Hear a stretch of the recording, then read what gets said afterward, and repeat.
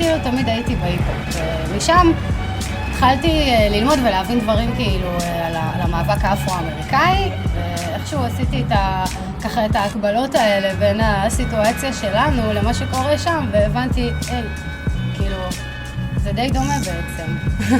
אני מכירה הרבה חבר'ה שהם מאוד מאוד מאוד בתוך תרבות היפ-הופ, בתוך תרבות ג'מייקאית. הם מבינים את התרבות הזאת כאילו ברמה אנתרופולוגית ממש, אבל כשתדבר איתם על מוזיקה מזרחית, הם לא עושים את ההקשרים האלה. בתור די-ג'יי, כשאני באה לראיין זוגות, לחתונות, איזה מוזיקה אתם רוצים, איזה זה תמיד לרוב, אם יש לא, אז זה מתחיל בלא מזרחית. הזלזול במוזיקה הזאת נובע קודם כל מהסלידה מהקהל שצורך את המוזיקה הזאת. פתאום זוהר ארגוב הפך לקונצנזוס. כולם אוהבים את זוהר ארגוב, כל האשכנזים אוהבים את זוהר ארגוב. ברגע שהזמר הספציפי הזה הופך להיות לא רלוונטי לקהל המזרחי, אז פתאום הוא מנוחס על ידי כל הלא מזרחים והופך להיות איכות. כי בימים שסבא וסבתא שלי הגיעו לפה לארץ והם היו צריכים לשמוע כולתום ופריד אל-אטרש בשקט כי לא נעים, היום מי שאומר לי שהוא אוהב את כולתום זה קלאסיקה, מוזיקה קלאסית.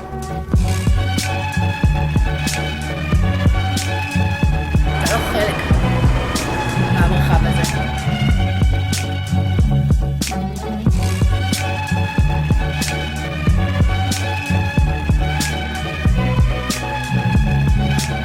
ימין ושמאל, אליטות אשכנזיות שסך הכל רבות בינם על מי ירה על האלטלנה ומי רצח את ארלוזורוב.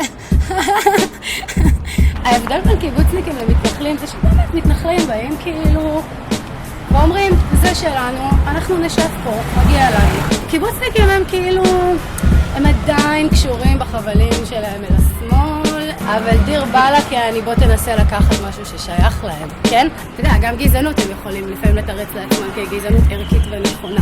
אנחנו לא שונאים ערבים, אנחנו רק שונאים מזרחים שמזכירים לנו ערבים, כאילו.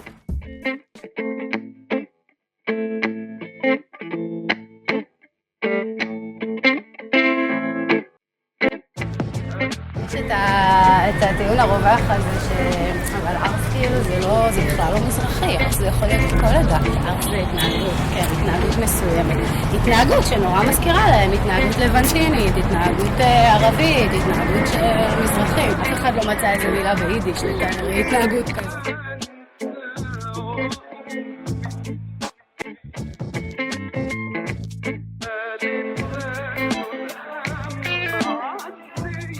בגיל 15 היה איזה סרט דוקומנטרי בטלוויזיה, הפנתרים השחורים, וכמובן שכבר הכרתי את הפנתרים השחורים בארצות הברית, וידעתי מזה מלקול אמת, אמרתי לותר קינג וכולם, ואז ראיתי את החבר'ה שלנו, כאילו צ'רלי ביטול, את רומן אברג'י, את כוכבי שמש, את סעדיה מרציאנו, ואני כזה יושבת מול הסרט הזה, והתחלתי להבין, אמרתי וואלק, גם לנו יש פנתרים שחורים. אתה רוצה לעשות שינוי, אתה רוצה לעשות מהפכה, אתה צריך את האנשים שלך, אתה לא יכול לעשות מהפכה כאילו בחלונות הגבוהים של האקדמיה. זה לא מגיע לעם. אני זוכרת בתור נערה שהייתי קוראת את הטקסטים שהם כותבים בקדמה, וכאילו לא הייתי מבינה מילה ממה שהם אומרים. אשכרה הייתי עושה גוגל בשביל להבין מה הם מתכוונים. החבר'ה שמצביעים ש"ס, זה הבני דודים שלי. זה בחורי ישיבות, זה אנשים שאני חיה איתם. נכון, ביני לבינם יש פערים אידיאולוגיים, אבל אם אני רוצה לעשות איזשהו שינוי, למי אני דורשת את השינוי הזה? למי? למי שהצליח כבר קצת לפרוץ טיפה, כאילו את המחסומים האלה? לא. אני רוצה לעשות את השינוי הזה למען כולם. קבוצה שאני רואה את עצמי חלק ממנה, היא צריכה להיות מורכבת מדתיים, מחילונים, מנשים, מגברים, מימנים, משמאלנים. בעיניי כרגע אנחנו נמצאים באיזשהו מצב חירום. וכשאני במצב חירום, אני לא אתחיל עכשיו להתחשבן עם אנשים, מה, אתה אבל דתי, ואת ימנית. המטרה היא אחת, ברגע שנגיע לשם, אז נוכל להתחיל לעשות את כל ההתחשבנויות הפנימיות. אנחנו, יהודי ארצות ערב, שהגענו ממדינות מוסלמיות, אנחנו חיינו עם ערבים. הקשר הדמיון הוא באמת מתבטא מבחינה תרבותית, מבחינה מוזיקלית. אני רואה את שרית חדש, עכשיו הוציא אלבום חדש, שכמעט בכל שיר יש איזה משפט בערבית. נסרין קדרי שהוציאה עכשיו אלבום כאילו, אתה יודע, רוב הקהל שמגיע להופעות שלה זה קהל מזרחי.